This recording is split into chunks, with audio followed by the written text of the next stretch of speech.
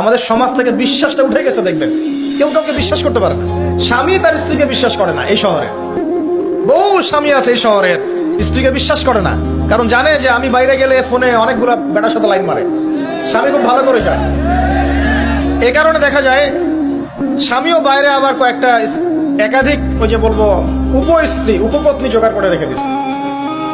আসলে মেয়ে স্ত্রী বাসায়, স্বামী যখন চলে যায় স্ত্রী অন্যের সাথে পরকিয়া করে, আবার স্বামী বাইরে গিয়ে স্ত্রীকে বাদ দিয়ে অন্য মেয়ের সাথে পরকিয়া করে।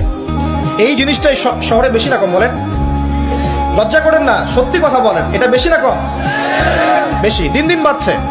আর যে মিডিয়াগুলো আমরা দেখি এগুলো শিখায় আমাদেরকে, পরকিয়া শিখায় না, পরকিয়া শিখায়।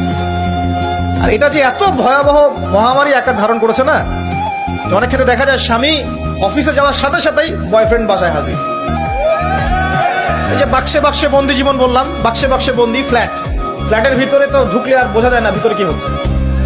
কত ফ্ল্যাটে যে জেনা হয় এখন এই শহরে আল্লাহ ভালো জানে। এই ফ্ল্যাটের প্রত্যেকটা ইঞ্চি ইঞ্চি মাটি আল্লাহর কাছে সাক্ষী দিবে। যেখানে যে মাটিতে বসে অবিবাহিত যুবক যুবতী জেনা করেছে আর বিবাহিত যুবক যুবতীরা এবং এই স্বামী স্ত্রী জেনা করেছে, এর ইঞ্চি ইঞ্চি মাটি আল্লাহর কাছে কথা বলবে। এর ইঞ্চি ইঞ্চি মাটি আল্লাহর সামনে কথা বলবে। ইয়াউমা ইযিন তুহাদ্দিসু আখবারাহা, সেদিন ইয়াউমা ইযিন, সেদিন তুহাদ্দিসু আখবারাহা, জমিন তার খবর বলবে আল্লাহর কাছে। জমিনের কোথায় কোন পাপ হয়েছে সব বলে দিবে।